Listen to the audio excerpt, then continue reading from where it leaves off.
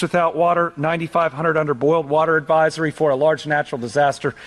Those aren't bad numbers on the water. Right now we have 70 soldiers and airmen in Laurel and Pulaski counties from the National Guard. They're augmenting the Kentucky State Police that was out in force last night, doing really good work, and I want to thank, and we'll hear from the commissioner here in a minute.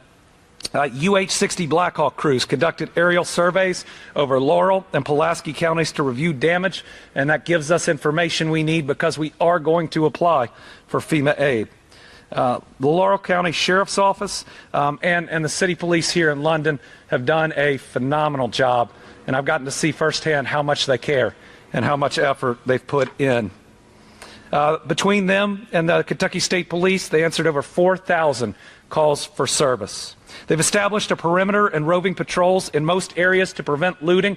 And let me just say very clearly, if you try to loot, we will arrest you. We will prosecute you. That is the lowest of the low crimes. These people have already been through enough. Do not do it. If you're missing a loved one or you are able to travel, please go to Faith Assembly of God to speak with the Kentucky Option 4. Following the devastating storms that swept through the region, I want to thank Kentucky Fish and Wildlife because game wardens swiftly deployed to Laurel and Pulaski counties and helped out on the search and rescue. State highway and, oh my goodness, county and city road departments have done an amazing job clearing off roads to get to these subdivisions that otherwise you couldn't make it to. You can go down to them and you can see feet of trees on the side. That took a lot of work, and without them we couldn't have gotten to people to help them. People remain on duty in multiple highway districts today because while the worst happened here, we do have road damage and other storm damage throughout Kentucky. I want to thank all the chainsaw and backhoe crews that continue to work alongside firefighters and police clearing debris and assisting utility crews. Focus is now on reopening roads and dealing with widespread damage and power outages. As of right now, I think we have 24 state highways closed. US 27 at Somerset is closed from Bourbon Road to Kentucky 914. Could be days before the utilities there are opened. Kentucky 190 and several others in Pulaski County. Laurel County, extensive damage. A storm moved across I-75 and US 25 south of London. No roads are closed, but slow down when you see crews. Remember, we want to protect all those people out there that are helping out. You have a lot of power out signals, so please treat those like four-way stops. And the London airport, where we're at right now, is closed due to damage, but these folks out here are working really hard and really fast to open it up. Unless absolutely necessary, please stay away from the areas unless you're going to help, unless you have a loved one, because clogging up those roads, getting in especially to these subdivisions, can make it harder for the cleanup crews and for our first responders. Our priority right now is still response and recovery, and then we will move to meet the intermediate needs, including the intermediate housing needs, as we then embark on the rebuilding. I wish we hadn't been through things like this as much as we have. But because we have, I will tell you that the crew that works out of both Frankfurt and here are some of the very best. And so those that have been through the worst are going to get everything we've got day in and day out. I live my life, and I can see that those out there helping live their life by that golden rule that we love our neighbor as ourselves. And the parable of the Good Samaritan says everybody's our neighbor. And so we need the whole world right now to be really good neighbors to this region. We're going to need a lot of help. We're going to need a lot of funding. We're going to need a lot of cooperation, but we will not abandon the people that have been impacted. We're going to stand with them. We're going to help lift them up, and we're going to move forward. I'm going to next turn it over to Eric Gibson. He is the Director of Kentucky Emergency Management. Then we'll go to P.J. Burnett, our KSP Commissioner, and then we'll hear from our Senate Leader, Robert Stivers, as well as a number of our other legislators, as well as representatives from our federal offices. Let me say, I'm really glad they're all here. I'm really glad they're all here. It means we are united to help our people. With that, I'll turn it over to Eric Gibson. Thank you very much, Governor. Well, thank you all for coming down and visiting this community that's been so impacted by the storm. And we all gather for the same reason, to understand the damage, the experience that these folks have had to stand here ready to figure out how we can help them get back to a normal way. And management branch of your state government. We serve that role in preparing, responding, and helping people recover. And this is the response phase of this disaster, right? We've got first responders in here from all over the state that came in from Louisville, Anchorage, from northern Kentucky. Lexington came down with their urban search and rescue teams. Jessamine County came down and helped. So first responders from all over the state from our urban search and rescue efforts have come in to provide assistance to these collapsed homes, and they put themselves in this situation to try to help these citizens through this. So to them, I want to say thank you specifically, just because, you know, they leave their city, they leave their home, they come down and help wherever I ask them to go, and I can't say how much we appreciate, and it helps our recovery efforts move quickly as we move through these subdivisions where hundreds of homes have been damaged. So thank you to those departments, and for those that have worked throughout the night with the National Guard. They've come in. Our Emergency Operations Center has been going ever since this event began. We started out on Thursday with this event as we started planning and looking at this weather. It continued to be more threatening. And the National Weather Service, I always want to say that I'm very thankful for them. The National Weather Service has been very good about deploying a meteorologist that sits shoulder to shoulder with me throughout the night, and without them we wouldn't have the early warnings. And as this storm starts moving through our state, I try to go ahead and call, and I know many of these local leaders through our state, unfortunately through disaster after disaster, I've got to be on a first name basis with them. And we get an opportunity, and when I see these storms coming, and your all's meteorologists are often the ones that are telling that local community about it, but we want to make sure that message is getting heard. And I know how much they care about their counties, and as we see these storms them those areas, you know, reaching out to them, making sure, and that local media, that National Weather Service, ensuring that he knows what this weather pattern is going to do, and it really helps us to get as much warning out to our citizens as we can. A very tragic event over this event here that's just happened. A loss of life is tremendous, and I'm often asked to compare one disaster to the next. And what I always try to remember is this is that person's worst disaster. It doesn't matter. They're having the hardest day they've ever had. These people that you hear this cleanup going on across the runway, it's their worst disaster. It doesn't matter about all the rest. So we continue to operate the ongoing disaster response for the February storms, Valentine's Day. We have disaster 4860. Those registration centers will remain open in eastern Kentucky in those 13 counties declared for individual assistance until May 24th, which is the Saturday. You can actually register online on May 25th. Then we're opening our new disaster recovery centers for our April 2nd flooding. If you were watching last week, there were 24 new counties added to that disaster declaration. So those disaster recovery centers are opening across those 24 counties to supplement that first wave that was opened up.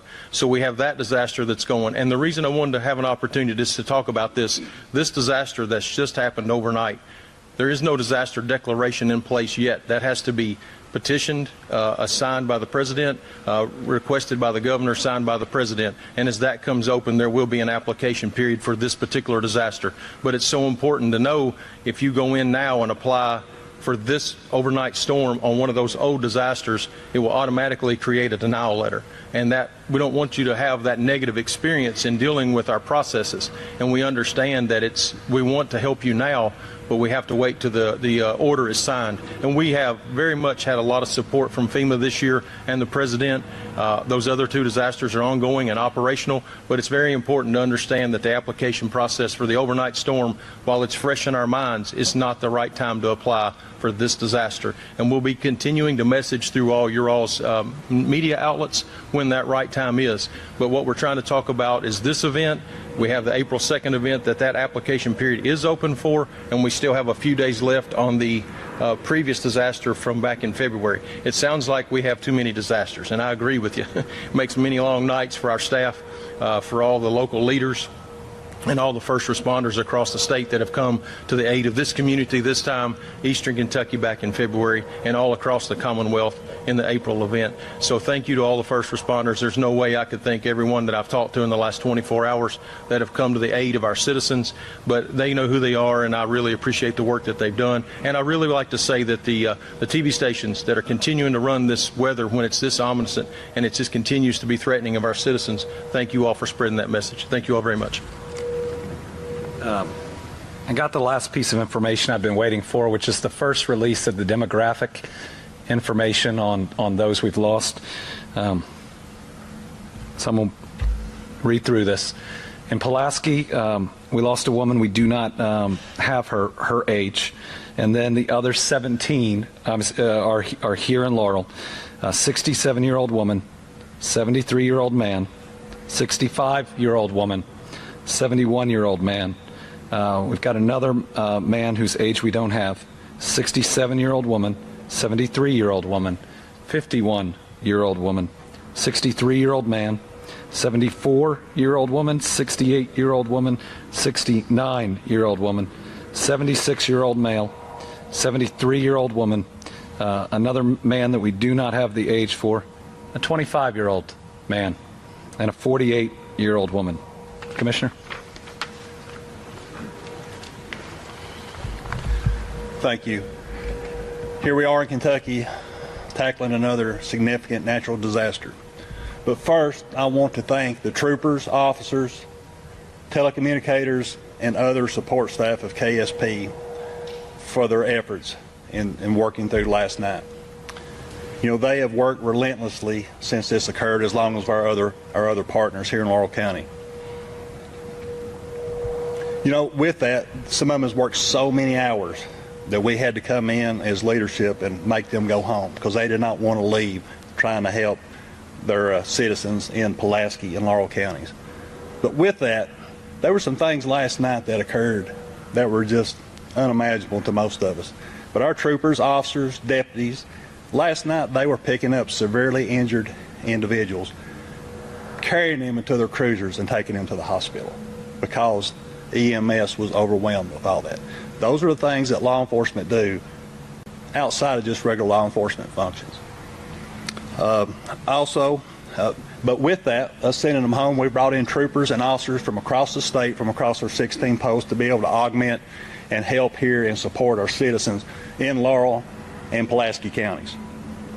But we couldn't do it alone. Working with the Laurel County Sheriff's Office, London Police Department, National Guard, and all the other entities within Laurel County has just been phenomenal. And those partnerships is how we've been able to work through these issues.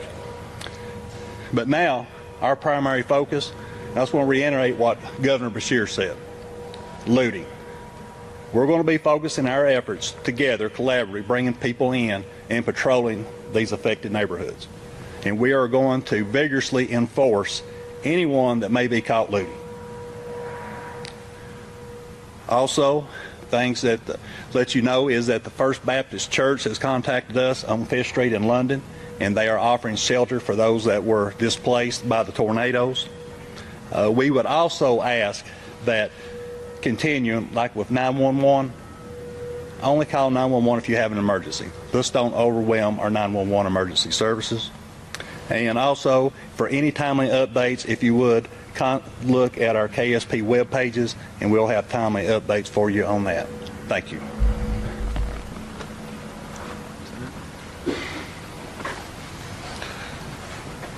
Let me introduce myself to some that don't know. I'm Robert Stivers. I'm the Senate President, and my district is not here.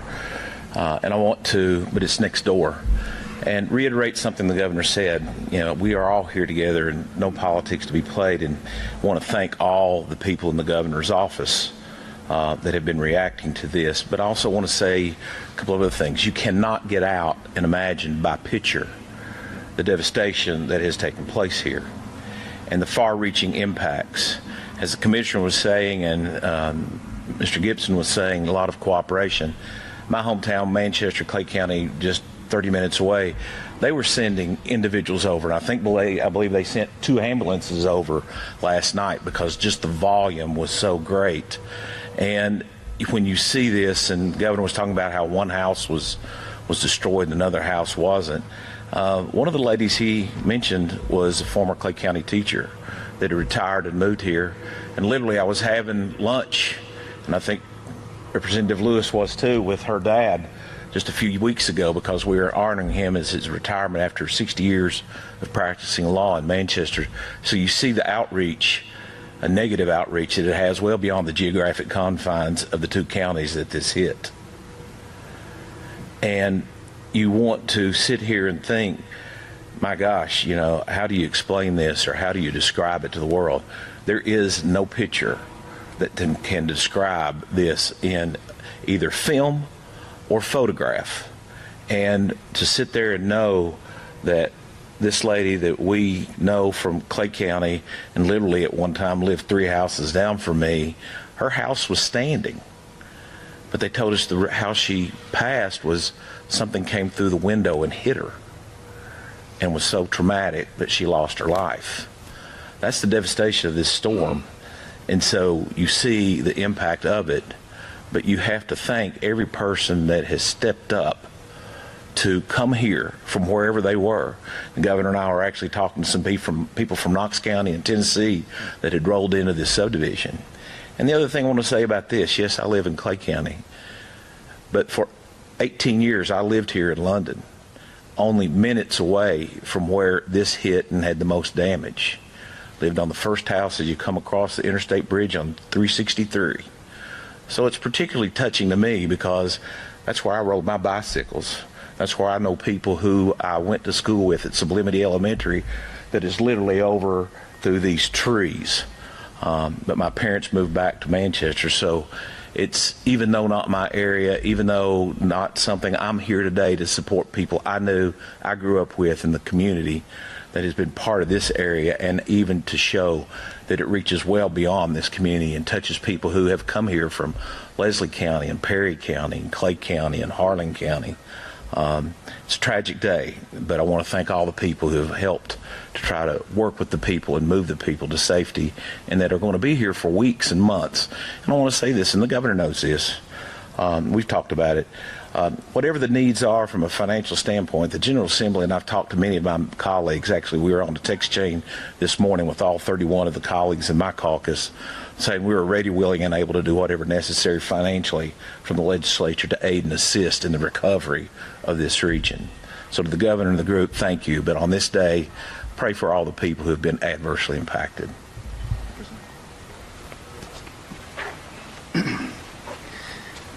You know, I was sitting at home last night with my kids, my wife. You know, I saw what was going on in Somerset. We went to our basement, and you know, we checked on our neighbors, and we prayed. And the storm went to the south of us, thankfully. And first thing I did this morning, you can see I'm muddy. I've been outside all day. Just started going house to house where it was impacted and helping where I could. And so for those watching at home, I encourage you to do that. You know, once our emergency officials have cleared the area, help your neighbors. And more than anything, pray. And in terms of the General Assembly, as President Stiver said, we'll take care of that. I appreciate the governor's office for coming today. I appreciate all of our firefighters, our police, all of our first responders. Thank you for all you do, and I appreciate the media being here as well. Thank you.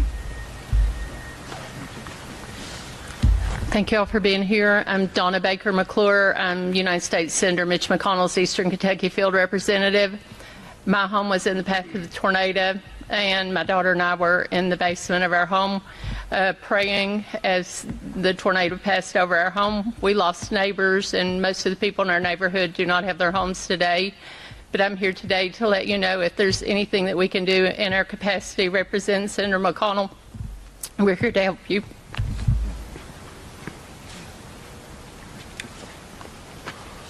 I'm David Westerfield, the Laurel County Judge Executive. Last night before this storm got here, the wife and I were standing on our front porch. You know, they said it was going to hit us.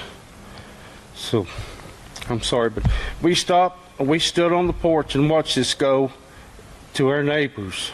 And you see what they're going through today. You know, when we got there about 12:30 last night, I've not left, I've not been home, and I won't go until these people are taken care of. This morning, shortly after daybreak, my cell phone rang. I looked down, it was Andy Beshear. Guys, we got a governor, regardless of the political affiliation, he and I are on different sides, but we still walk the same path. We represent the same people. We want to help the same people, and he does that. And as I passed through for several hours today, there was people from all over Kentucky here helping Laurel Canyons.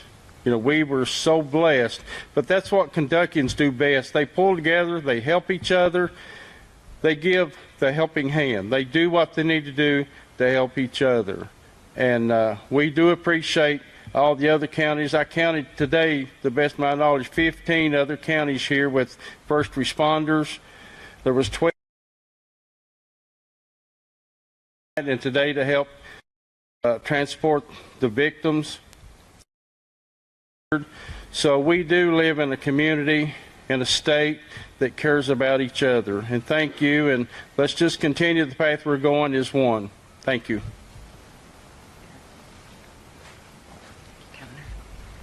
Karen Kelly, Chief of Staff to Congressman Hal Rogers.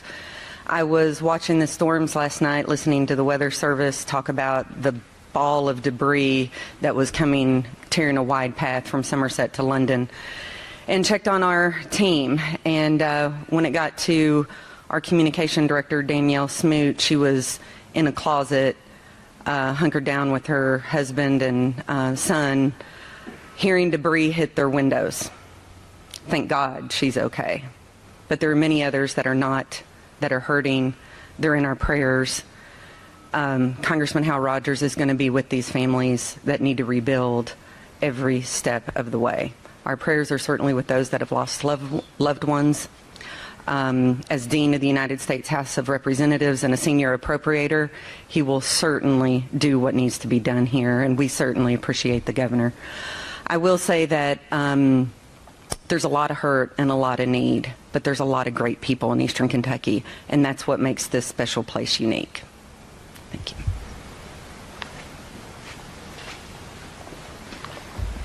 Hello, my name is Brian Mills, and I'm the Regional Field Representative for United States Senator Rand Paul. We've heard a lot of harrowing stories up here today, and they're close to my heart. I've been a resident of Laurel County my entire life. I live in southern Laurel County, and me and my family were in the basement up to about 3 o'clock this morning. We were on the edge of the storms. We were blessed that we weren't affected by this, but as soon as the sun came up this morning, we put on our boots, we headed out the door, and we came out to help the people of Laurel County and our fellow Kentuckians. I have to thank the local officials who've done such a great job, Sheriff John Root, the organization at South Laurel High School. We were there helping distribute aid this morning. I was helping direct people to where they could take it to from there to First Baptist Church in downtown London. And we had people coming from all over Kentucky and all over the United States of America. And we have to remember that what we're going through here in Kentucky has no politics. Disaster is bipartisan. And United States Senator Rand Paul and our staff will be there to assist all Kentuckians as we recover from this disaster. And I look forward to working with everyone behind me here and bringing some relief to the citizens of our state. And I just have to say, remain Kentucky strong. I'm John Root, and I'm the Laurel County Sheriff. I just want to thank city, county, state, and federal people that's out here helping us. You know, I was born and raised here in the county, and got up yesterday, drove home, and last night I was in the hallway. I was scared with my family, and some wasn't so fortunate.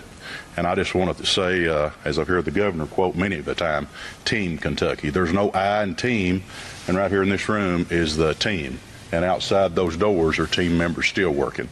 And I thank you, the media, for covering this. And I'll just hit on the looting that's done been hit on, but we're out in full force along with local authorities and state and federal. And I would really, really advise anyone that's watching this or even thinking about looting, don't even think about it.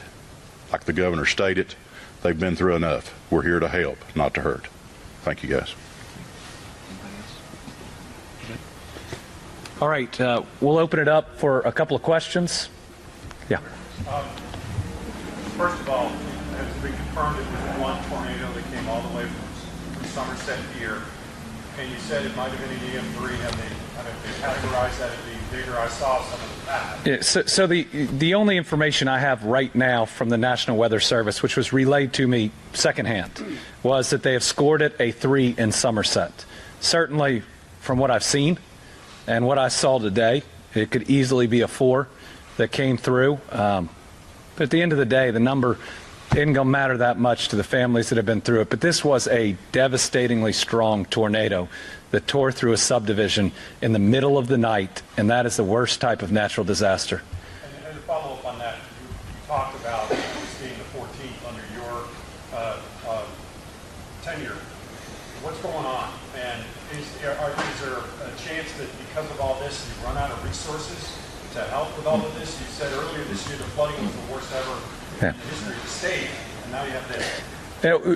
Were there times I was worried about running out of resources? Yes, but we just had a Senate president step up and commit with all the rest of the legislature to help. Our federal partners have been incredible about getting the administration to sign off on our declarations when some other states haven't seen that. So I think what everyone should hear today is everybody's ready to do everything it takes. We'll work together to determine how to do that and what we need, but this community will see all the resources that we can put together. Sure. Please. Something unusual for me, I actually had contact with the White House Intergovernmental Relations too. And they said they were ready with $5 million, and the governor's office, I think, has executed the documents to get them there. They said they were ready. Somewhat unusual. They generally haven't ever contacted me in my years past. But the other thing that we've always seen, they're going to do an assessment. And I don't generally guarantee much after 29 years, but one thing I will guarantee you, when the assessment's done, the money will be there. We have that ability, and when the governor's office and Mr. Gibson come to us, we'll be prepared to make sure the necessary dollars, and there is no doubt in my mind, we are not, and I emphasize not, going to run out of money to take care of the problem. And we've talked to the White House twice today. So you got a good team back here. Do we know if any Kentuckians are unaccounted for? We don't yet have a list of those unaccounted for. We'll get you that number when we have it. I mentioned earlier the place that you can go, the church. Tell me the name of that. Faith Assembly. Faith Assembly Baptist? Faith Assembly Church.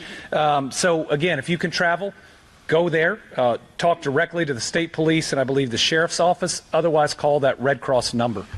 Now, what's happened, though, is this hit a community.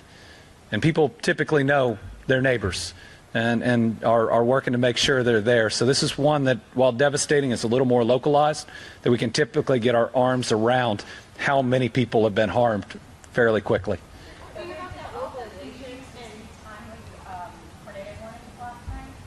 I don't have any report of local sirens, but we had a National Weather Service report that we were going to see severe weather. I'm not sure the Category 4 part of that map extended all in this direction, but we knew that this was a possibility, but it hit late. Unfortunately, it hit really late at night. You're talking about how the locals know, and the local London mayor is saying that it's at least 23, and so I'm just wondering where the discrepancy in numbers of deaths. So the number that I'm providing is the official process. It's got to go through the Department of Public Health. It's the way we do it each and every time. The mayor may be right. He may have information ahead of ours that is already worked through. There's also a process to ensure something is a storm-related death. And so there may be some discrepancies there as well. So I'm not trying to argue with anybody's number. Everybody is trying to account for everybody that's been lost, and we expect our number to potentially rise. So saying the numbers, like how you listed the ages of everyone, which one was, the major that passed? Let me get you that information. Governor, I know you mentioned that you spoke with Secretary Christine Yes. this morning.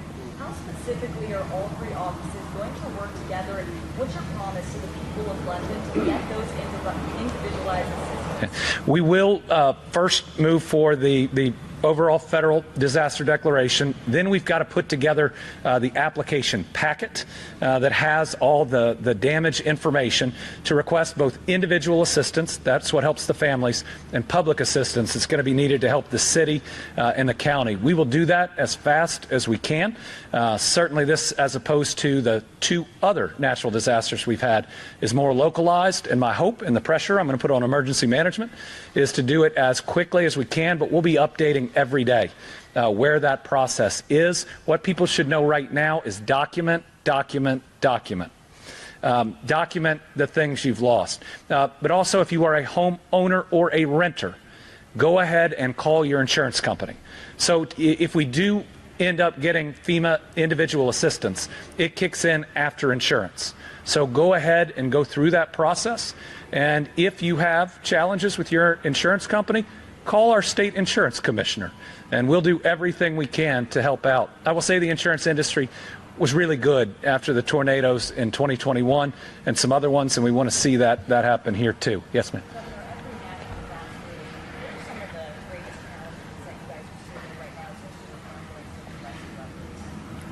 Tough part of this one is I worry there might be a whole block out there where everybody's dead. And I hope that's not the case, but you see 5 houses in a row, they're just gone entirely. No walls, no windows, just a pile that can't be big enough to have been that house. You have a lot of trauma coming out of this one, because how, as a small neighborhood, how do you move on when you've lost 10 people? That's what we faced in Dawson Springs in 21, and the answer is together. And having witnessed that, what's the message that you have for residents to stay prepared and be vigilant for future extreme weather events? Well, the first thing is love on each other, ask for help if you need it, and get help when you need it.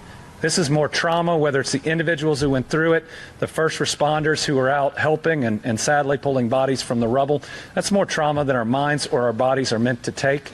And thankfully, there's some amazing healthcare professionals out there that are willing to help. The message to come out of this, and it's not a message that anybody did anything wrong last night. They didn't. But let's be weather aware every day. Let's take everyone seriously. Let's make sure that we have those weather alarms that can wake us up at night. The weather radios. It's just this seems to be the new normal that Kentucky is facing, and if that's true, I want to make sure we have every tool to protect people every time. You spoke about this is the new normal, so it seems. You know that this administration is because of the National Weather Service. Are you aware of that having any impact in terms of warning people what's? While I have big concerns with cuts to the National Weather Service, I don't see any evidence that it impacted this one. Does it make you worry that it impacts someone else in the future? Yes. The National Weather Service is just an amazing organization. I work with them every day, every week in this job. They work so hard. And if you look especially at the flooding disasters, on a couple of them, they gave us a week's worth of notice, because that's when we were able to put together that forecast. And because of that, we were able to pre-position the assets, the rescue teams, and rescue a whole lot of people really quickly. But let me just be really clear on this. The White House, Secretary Noem, and FEMA have responded incredibly well each time we've had a natural disaster in Kentucky. I have no criticisms of their operations on the ground, and that's coming from a guy who's had disagreements with this president, but they've done a good job when FEMA has come into Kentucky, and I'm grateful. I want to add, the Weather Service is funded under the Commerce, Justice, Science Committee. Congressman Hal Rogers is the chair of that subcommittee. Just keep in mind that the president requests a budget and Congress appropriates. You've touched on many resources people can tap into. For those people that have nowhere to go tonight and have their entire home destroyed, is there any place that you guys have said that people should go to? Check on that. We've got First Baptist Church, which is open. I believe that we have some other shelters that have been put out. Sheriff, do you? Yes, you can also go to the Sheriff's Office Facebook page, and there's a number there. If the family's been infected by the storm, there's a number they can call, and it will cost them zero, nothing. Yeah. Let me just add, we're also working very quickly with a couple of partners that have helped us in other natural disasters. We are hoping to have some additional information, especially about where to go in the weeks ahead. Eric Gibson and I have also already been talking about an intermediate housing program like we needed after 21 and 22. We're going to have a couple of different options, probably both on private land and on public land. So we're talking through a travel trailer type of program that's going to be necessary. And if we can keep folks that live close to each other, living close to each other, hopefully close to where they're rebuilding, we understand that this is going to be a several-year process. The Sheriff?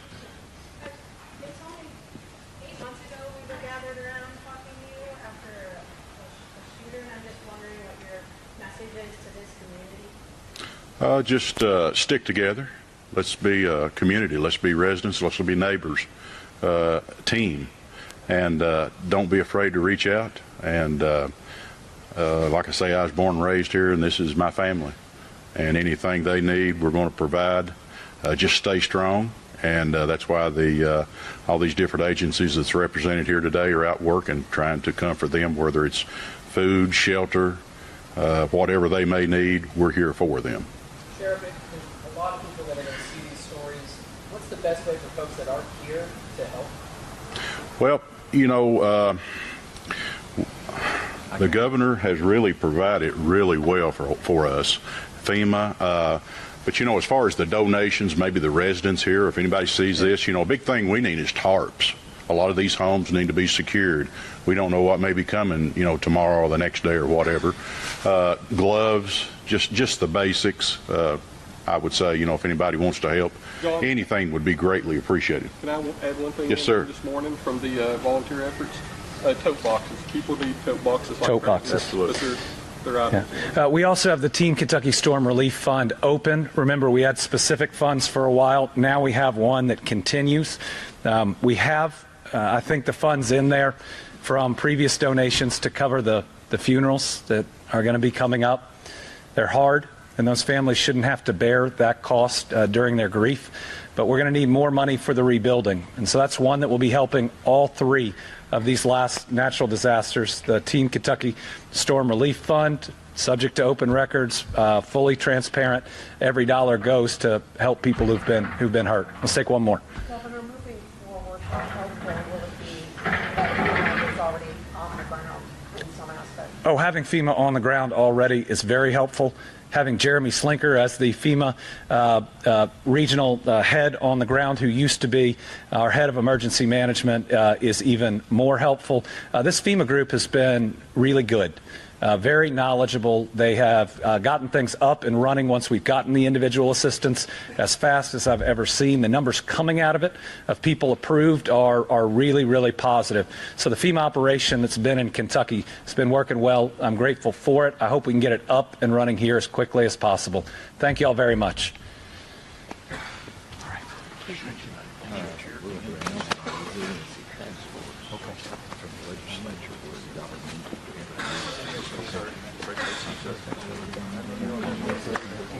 Oh, legislature, yeah, the 5.5